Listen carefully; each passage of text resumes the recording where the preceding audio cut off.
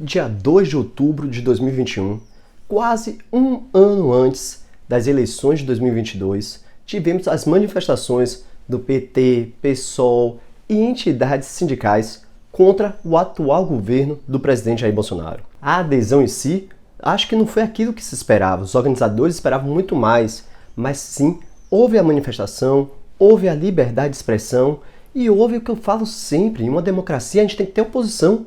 Sim, porque senão o governo fica confortável. Você tem que ter uma oposição forte até para forçar o governo a trabalhar, a se preocupar em se manter no governo e trabalhar em prol do povo.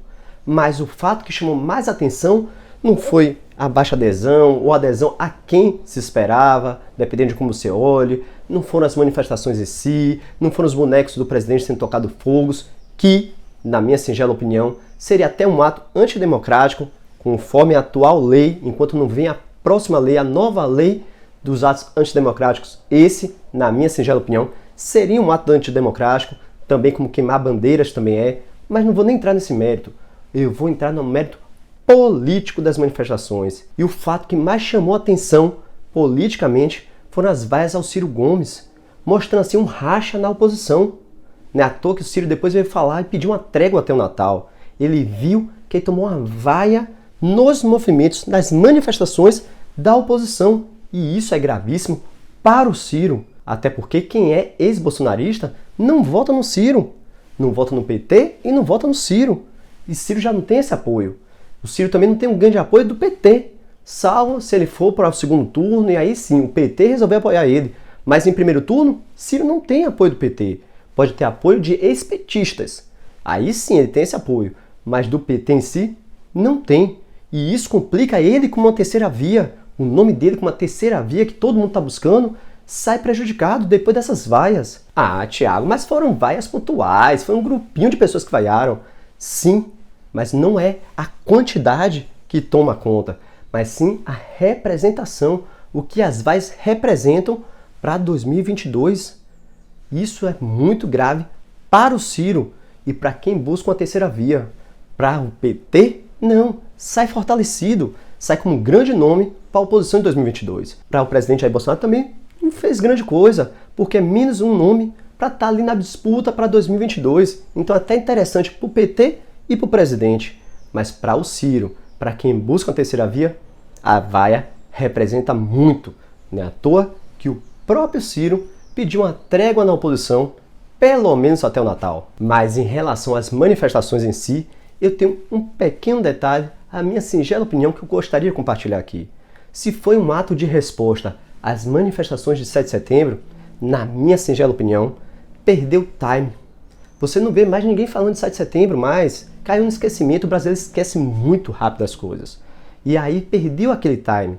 Era para ter sido feito lá, na época, um ato de resposta na mesma hora. A resposta tem que vir automaticamente, tem que ser dada de imediato. Você dá uma resposta quase um mês depois, esquece porque foi dada a resposta e fica como se fosse um ato isolado. E aqui, na minha singela opinião, eu acho que se a resposta fosse lá em setembro ainda, mesmo que fosse 2 semanas depois, 15 dias depois, teria maior adesão. Teria uma adesão muito maior do que foi agora no dia 2. Mas, pelo menos teve a manifestação. Eu acho interessante todos se manifestarem. Acho interessante quem é a favor do governo se manifestar, como foi no dia 7. Acho interessante quem se diz como terceira via se manifestar, como foi aquela manifestação do MBL. E eu acho interessante a oposição se manifestar.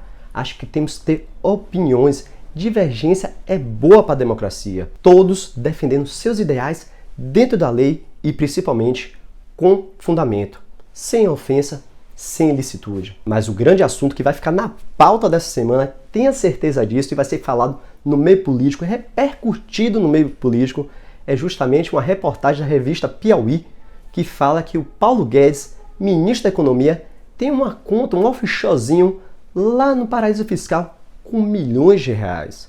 Ah, Thiago, mas ter offshore em paraíso fiscal não é crime. Desde que você declare na Receita, não é crime. E o Paulo Guedes declara. Sim, tudo bem, concordo. Mas o grande X da questão é que mesmo ele declarando os milhões de reais, ele continua como um dos administradores desse offshore. Desses milhões de reais, ele administra. E agora ele é ministro da Economia. Será que uma política dele para alterar tributações, por exemplo, como é o caso da reforma tributária, que pode interferir em tributações nesses offshores, será que ele, como ministro da Economia, não interfere nessas políticas? E é aqui que temos que fiscalizar. Agora, sabendo que ele está administrando o offshore lá, os milhões lá, sabendo que ele é ministro da Economia aqui, e por mais que ele não faça lei, mas ele influencia sim nas políticas econômicas, nas leis que têm a ver com a economia, como principalmente a reforma tributária, ele tem que ser fiscalizado em dobro. Tem que olhar também desde 2019 até aqui, até essa denúncia, se não houve um ato que ele fez como ministro da Economia buscando benefício próprio, porque se for, é crime e tem que ser responsabilizado por isso. E é como eu sempre falo aqui no canal, eu quero que você investigue tudo e a todos. Eu mesmo admiro o Paulo Guedes economista, não ele como pessoa, ele como político, nada disso. Como economista, eu admiro a sua inteligência profissional, mas não vou deixar de cobrar fiscalização em cima dele. Se ele teve alguma atitude, por menor que seja, que ele pegou o ato de ministro da Economia para tirar proveito próprio, tem que responder. Tem que responder civilmente, tem que responder administrativamente e, principalmente, penalmente.